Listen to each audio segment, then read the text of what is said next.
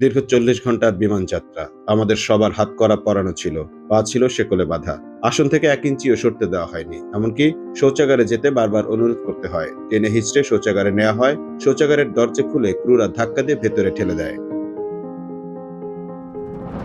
কথাগুলো বলছিলেন Arvinder Singh.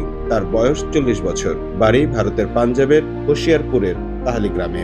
Donald Trump যুক্তরাষ্ট্রের প্রেসিডেন্ট হওয়ার পর দেশটি থেকে প্রথম ব্যাচে নথিপত্রবিহীন যে ১০৪ জন অভিবাসীকে ভারত ফেরত পাঠানো হয়েছে তাদেরই একজন অরবিন্দর। নথিপত্রবিহীন ভারতীয় অভিবাসীদের নিয়ে মার্কিন সামরিক উড়োজাহাজ গতকাল বুধবার দুপুরে পাঞ্জাবের অমৃতসর আন্তর্জাতিক বিমানবন্দরে অবতরণ করে। যুক্তরাষ্ট্র থেকে ভারত ৪০ ঘন্টার এই উড়োজাহাজ যাত্রাকে নরকের চেয়েও জঘন্য বলে মন্তব্য করেন Arabinda. Mahmud Mahfuz, time news desk.